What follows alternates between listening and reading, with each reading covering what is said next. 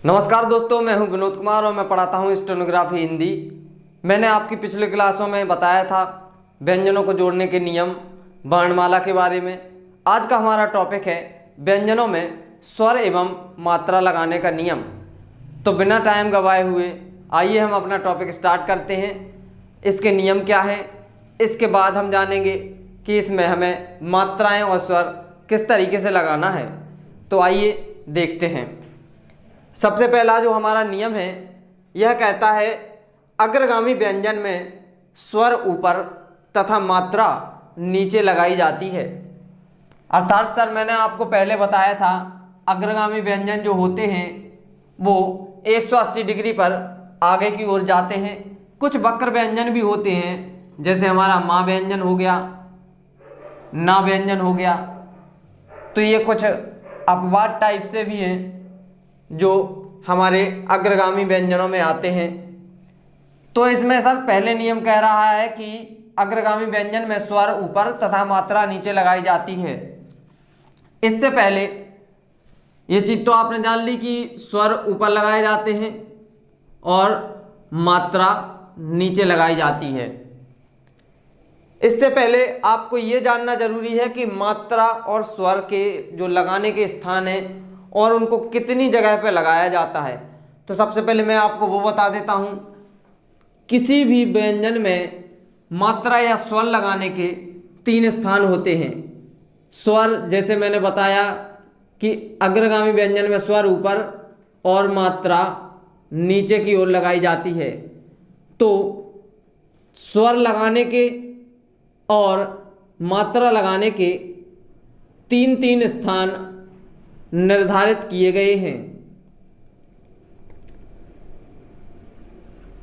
जैसे किसी व्यंजन में अगर प्रथम स्थान का स्वर आता है तो जहाँ से व्यंजन प्रारंभ होता है वहाँ पे हम प्रथम स्थान का स्वर लगाएंगे। अगर किसी व्यंजन में द्वितीय स्थान का स्वर आता है तो हम व्यंजन के बीचों बीच में द्वितीय स्थान पर स्वर लगाएंगे। अगर किसी व्यंजन के अंत में अगर कोई तीसरे स्थान का स्वर आता है तो हम व्यंजन के अंत में तीसरे स्थान का स्वर लगाते हैं। उसी प्रकार से हमें मात्राएं भी लगानी हैं। तो हमने देखा कि स्वर ऊपर की ओर तथा मात्रा नीचे की ओर लगाई जाती है। अर्थात सर वक्र व्यंजन में इस तरह से ऊपर की ओर स्वर लगेगा और नीचे की ओर हमारी सर मात्राएं लगेंगी। इसी प्रकार से इसमें भी स्वर ऊपर की ओर तथा मात्राएं नीचे की ओर लगाई जाएंगी। इसी प्रकार से अगर हम सरल रेखाओं में देखें तो सरल रेखाओं में जैसा कि मैंने पहले ही बता दिया है, कुछ इस तरह से ऊपर स्वर लग जाएंगे और इन तीनों स्थानों पर हम मात्रा लगाएंगे, जिस भी स्थान की मात्रा या स्वर हो गए। इसके बाद हमारा दूसरा नियम कहता है अन्य सभी व्यंजनों में स्वर बाईं ओर और मात्रा दाईं ओर लगाई जाती है। अर्थात सर कोई भी व्यंजन जो अधोगामी हो या फिर ऊर्ध्वगामी हो या कुछ भी हो, किसी भी टाइप से, चाहे इस दिशा में हो चाहे इस दिशा में हो, तो इनमें हमें स्वर लगाना है सर। तो स्वर लगाएंगे हम बाईं ओर, 3 स्थान इसमें निर्धारित किए गए हैं, और जो हम मात्रा लगाएंगे वो लगाएंगे हम दाईं ओर, इन 3 स्थानों पर। यानी सर हमें जब स्वर लगाने हैं तो वो हमें लेफ्ट साइड लगाने हैं और जो हमें मात्राएं लगानी है वो राइट साइड लगानी है। इसी प्रकार अगर हम इसमें देखें, इसकी बात करें, तो इसमें हम स्वरों को इस साइड लगाएंगे और मात्राओं को नीचे की ओर लगाएंगे। इसी प्रकार से अगर हम किसी अधोगामी व्यंजन में देखते हैं, जैसे कोई अधोगामी व्यंजन हो गया, मान लीजिए अधोगामी वक्र हो गया सा, ये हमारा दायां सा कहलाता है। इसमें हम स्वर लगाएंगे तो इसमें सर स्वर इस तरफ लगेंगे और मात्रा इस तरफ लगाई जाएंगी। स्थान वही रहेंगे जो पहले हमने बता दिए हैं आपको। ये हमारा तीसरा नियम है। कहता है अग्रगामी व्यंजन के बाद अधोगामी व्यंजन आने पर अग्रगामी व्यंजन रेखा से इतना ऊपर लिखें कि अधोगामी व्यंजन रेखा तक आकर समाप्त हो, चाहे अग्रगामी व्यंजन में किसी भी स्थान की मात्रा हो। तो आप बोलेंगे कि सर ये तो हमें समझ में नहीं आया, ये आखिर है क्या? तो इसको सर मैं बताता हूँ। जब मैं आपको इसके बाद एक चार्ट बनाऊंगा तब आपको ये मात्राएं बिल्कुल अच्छे से समझ में आ जाएंगी। तो अभी आप सिर्फ इन नियमों को नोट कर ले या फिर आप इसका स्क्रीनशॉट ले लीजिए और इसको फिर अपनी कॉपी में नोट कर लीजिए।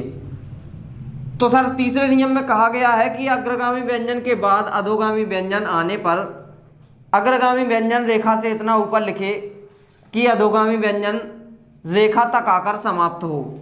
अर्थात सर कोई भी अग्रगामी व्यंजन है उसके बाद अगर कोई अधोगामी व्यंजन आता है, ये हमारा अग्रगामी व्यंजन हो गया का और ये हो गया हमारा अधोगामी व्यंजन चा। तो अग्रगामी व्यंजन के बाद यदि अधोगामी व्यंजन आता है, ये हमारा अधोगामी व्यंजन आए अग्रगामी के बाद, तो हमें अग्रगामी व्यंजन को इतना ऊपर लिखना है। ये हमारी रेखा हो गई, इससे इतना ऊपर लिखना है कि ये जो अधोगामी व्यंजन है ये रेखा तक आकर समाप्त हो। तो ये चीज आपको सर समझ में आ गई होगी। आशा करता हूं आपको वीडियो अच्छा लग रहा होगा। अगर आपको यह वीडियो अच्छा लग रहा है तो आप इसको लाइक कीजिए और इसके बाद हम देखते हैं कि हमें इसमें मात्राएं कैसे देखना है कि कौन सी मात्रा कहाँ लगेगी। तो आइए देखते हैं। हम उसका चार्ट बनाते हैं, आप उसको नोट कर लीजिए या फिर स्क्रीनशॉट लेकर। आपको सिर्फ एक काम करना है, अगर आप दिल से स्टेनोग्राफी हिंदी करना चाहते हैं तो उस चार्ट को आप एक A4 साइज के पेज पर बनाकर जहाँ पे आप स्टडी करते हैं उसको आप वहाँ पे बना के चिपका लीजिए। और जब भी आप शॉर्ट हैंड में जब शब्द बनाएंगे, जब उसमें मात्राएं लगानी होंगी या स्वर लगाने होंगे, तो आप उस चार्ट को देखकर तुरंत मात्राएं एवं स्वर लगा पाएं। तो दोस्तों ये हमारा चार्ट रहा, इसको आप नोट कर लीजिए या फिर इसका एक स्क्रीनशॉट ले लीजिए ताकि आप इसको बाद में बना सकें। इसमें हमें कुछ बातों का ध्यान रखना है। जैसे जो हल्के स्वर होंगे उनके लिए हमें बिंदु का प्रयोग करना है और जो बड़े स्वर होंगे उनके लिए हमें डैश का प्रयोग करना है। तो ये हमारा इसमें रहेगा हल्का बिंदु, गहरा बिंदु और हल्का डैश और गहरा डैश, यानी इसमें लाइट और डार्क का अंतर रहेगा। जैसे कि मैंने वर्णमाला में व्यंजनों को बताते समय आपको बताया था कि किस तरह से लाइट रखना है और किस तरह से डार्क रखना है। तो ये हमारा चार्ट हो गया। इसमें स्वर या मात्रा व्यंजन में लगाने का स्थान दिया गया है और रेखा पर व्यंजन लिखने का स्थान भी दिया गया है।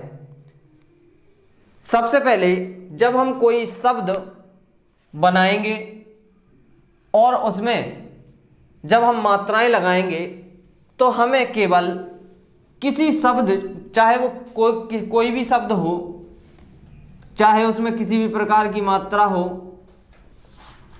जैसे मान लीजिए कोई शब्द है किसान, तो हमें इस शब्द में केवल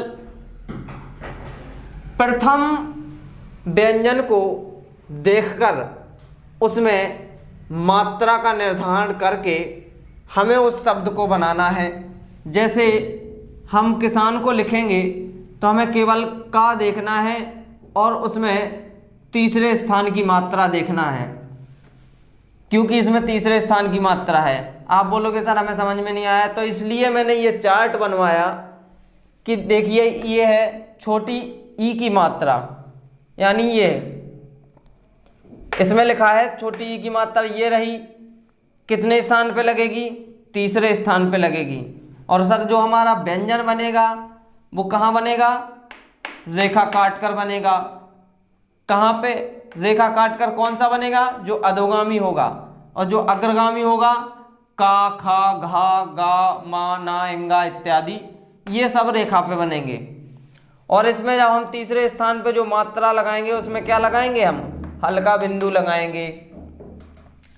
तो हमने प्रथम व्यंजन का निर्धारण कर लिया कि का कहाँ बनना है सर, चूंकि इसमें तीसरे स्थान की मात्रा है तो ये रेखा पर बनेगा, तो हमने ये रेखा पर का बनाया। इसके बाद हमने सा बनाया, इसके बाद हमने ना बना दिया। किसान में का में किसकी छोटी ई की मात्रा है, तो हमने बोला सर कि इसमें हल्का बिंदु लगेगा और तृतीय स्थान पे लगेगा। अब मैंने इसके पहले आपको बताया कि मात्रा नीचे की ओर और स्वर ऊपर की ओर लगाए जाते हैं अग्रगामी व्यंजनों में। तो हमने तीसरे स्थान पे जो हमें लगानी है मात्रा, उसमें हमें एक हल्का सा डैश तीसरे स्थान पर रख देना है। इसके बाद जो सा की मात्रा है वह कहाँ लगेगी, अधोगामी व्यंजन में लगती है दाईं ओर, और स्वर रहते हैं वो लगते हैं हमारे बाईं ओर। तो हमें सा की मात्रा देखनी है, ये है बड़े आ की मात्रा, कहाँ है, ये है, कितने पे लगेगी, प्रथम स्थान पे लगेगी। और कैसा लगेगा, गहरा बिंदु लगेगा। तो प्रथम स्थान पे हमने एक गहरा बिंदु लगा दिया। तो इसको हम किसान पढ़ेंगे। जैसे कोई शब्द है नौकरी, नौकरी, तो हमें इसमें पहला व्यंजन देखना है और उसकी मात्रा देखनी है। पहला व्यंजन है ना, और इसमें मात्रा किसकी है, आओ की मात्रा है। आओ की मात्रा है यानी व्यंजन कहाँ लिखेगा, या तो रेखा पर लिखेगा या रेखा तक लिखेगा। चूंकि ये ना अग्रगामी है तो रेखा पर व्यंजन लिखा जाएगा। और इसमें मात्रा कहाँ लगेगी सर, द्वितीय स्थान पे लगेगी। और लगना क्या है, तो उसमें बिंदु लगना है या डैश लगना, तो ये क्या लगना है, गहरा डैश लगना है। तो हमने रेखा पर ना बनाया कुछ इस तरह से, उसमें हमने का जोड़ा और फिर उसमें हमने रा जोड़ दिया। अब जो मात्रा लगनी है वह द्वितीय स्थान पर लगनी है, तो स्वर ऊपर की ओर लगते हैं और मात्राएं नीचे की ओर लगती हैं, जैसा कि मैंने आपको बताया। मात्रा लगाएंगे, इसमें गहरा डैश लगाएंगे, तो कुछ इस तरह से एक गहरा डैश निकालेंगे। और का में कोई मात्रा नहीं है तो इसमें कोई मात्रा नहीं लगेगी। री में है बड़ी ई की मात्रा, जो कि कहाँ पे लगनी है, तृतीय स्थान पे लगनी है, और इसमें क्या लगना है, गहरा बिंदु लगना है। तो हम तृतीय स्थान की मात्रा तीसरे स्थान पे लगा देंगे और एक गहरा बिंदु लगा देंगे, जैसे हम नौकरी पढ़ेंगे। जैसे कोई शब्द है सुषमा, ये हमारी लाइन रही। इसमें हमने देखा सा है, फिर इसमें छोटा ऊ की मात्रा है। हमें केवल प्रथम व्यंजन को ध्यान में रखते हुए व्यंजन को बनाना, शब्द को बनाना है। बाकी की अन्य जो उसमें व्यंजन रहेंगे हमें उनसे कोई मतलब नहीं है, वो अपनी दिशा में जहाँ भी जाएं, ऊपर आगे नीचे, उनसे हमें कोई मतलब नहीं है। हमें सिर्फ और सिर्फ पहले व्यंजन को ध्यान में रखना है, और पहले व्यंजन की जो मात्रा है उसको ध्यान में रखते हुए हमें अपना शब्द बनाना है। तो हमने सा देखा, सा रहेगा हमारा सर, इसमें कौन सी मात्रा है, छोटा ऊ की मात्रा है। व्यंजन कहाँ बनेगा, रेखा काट कर मात्रा कहाँ लगेगी? तृतीय स्थान पर। और क्या लगेगा? हल्का डैश लगेगा। तो हमने से सा बनाया रेखा काटकर, फिर उसमें दूसरा सा जोड़ा, फिर उसके बाद हमने बना दिया माँ, उसी में माँ जोड़ दिया।